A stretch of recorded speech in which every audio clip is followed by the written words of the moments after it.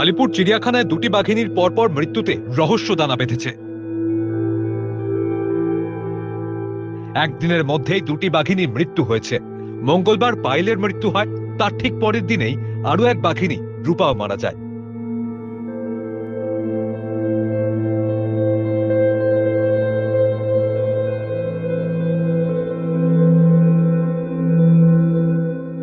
যদিও অরণ্য ভবন সূত্রে খবর, বার্ধক্যজনিত কারণে মৃত্যু হয়েছে দুই বাঘিনীর।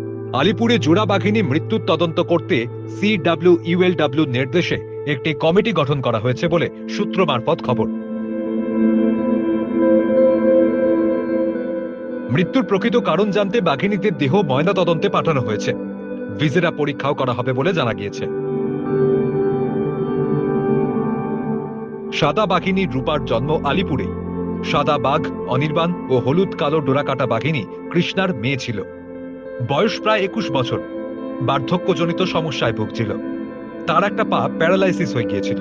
হাঁটা চলার ক্ষমতাও হারিয়ে ফেলেছিল বলে খবর পায়।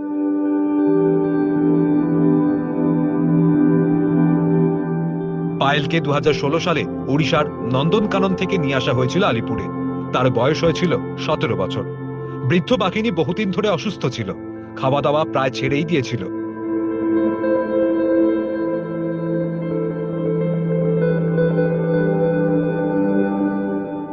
মাস তিনেক আগে তার USGও করা হয়। সেই সময় বিশেষজ্ঞ চিকিৎসকদের দিয়ে তার চিকিৎসার ব্যবস্থা করা হয়েছিল। চিকিৎসায় সাড়া দিয়েছিল। মঙ্গলবার সকালে তার মৃত্যু হয়।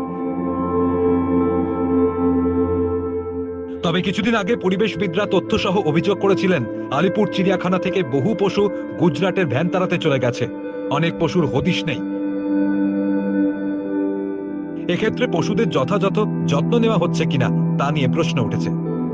তো বাঘ মারা গেছে 24 ঘন্টার ভেতরে, কারণটা কি? মানে এটা অদ্ভুত ব্যাপার। চিড়িয়াখানাটা কিন্তু মানে মানুষের একটা ম্যানেজমেন্ট আছে, আপনাদের হাতে, আপনারা আছেন, ম্যানেজমেন্ট তো নেই। কংগ্রেসের পক্ষ থেকে চিড়িয়াখানার সামনে বিক্ষোভ দেখানো হয়। এই যারা আপনাদের বলেছে যে তাদের বয়স হয়েছে, আমার তো মানে কর্তৃপক্ষের বয়স হয়ে গেছে অনেক বেশি। তারা হেরিটেজে পরিণত হয়ে গেছে, ফসিলে পরিণত হয়েছে। তার কারণ বাঘের যে পর্যাপ্ত পরিমাণের খাদ্য, সুরক্ষা, মেডিকেল এডের ব্যবস্থা, এগুলো যে প্রয়োজন লাগে এই কর্তৃপক্ষ জানে না। এবং ভ্যান করে পাঠাতে ব্যস্ত পশু এই চিড়িয়াখানা কর্তৃপক্ষ। রাজ্য সরকার কখনো জমি বেচতে ব্যস্ত দিকে। এইসব করলে কি আর পশু যারা রয়েছে এখানে তাদের ব্যবস্থা ঠিক মতন হবে? তাদের দেখভাল কি হবে? তাদের তো কম্প্রোমাইজ হচ্ছে। আমরা রাজ্য সরকার বন দপ্তরের কাছে অনুরোধ করব যে আপনারা সবাইকে ডাকুন এখানে। এটা সকলের জীব। এই চিড়িয়াখানা 150 বছরের ওপরে চিড়িয়াখানা। আমরা জানি প্রত্যেকটা বাচ্চা থেকে সমস্ত বয়স্ক মানুষের এইটা আবেগ জড়িয়ে রয়েছে চিড়িয়াখানার সাথে। এই চিড়িয়াখানার আবেগ নিয়ে ভাই দয়া করে চিড়িয়ে ফেলবেন না। আমরা প্রদেশ সভাপতি শুভঙ্কর সরকারকে ইতিমধ্যেই জানিয়েছি বিষয়টা। আমরা এখানে সদুত্তর না পেলে, যেরকম কিন্তু আমাদের কংগ্রেস নেতা আকিব গুলজার বলল, আমরা এখানে আন্দোলন গড়ে তুলব। আমরা কিন্তু কোনো ছাড়বো না। তার কারণ হচ্ছে এই চিড়িয়াখানায় ডাইরেক্টর এত বড় ঘটনা, দুটো টাইগার বাঘ মারা গেল, তার জন্যে তার এখানে অনেক আগে উপস্থিত এসে বিষয়টা দেখা উচিত ছিল, কি করলেন না, কেন করলেন না, কী কারণ আমরা এগুলো জানতে চাই।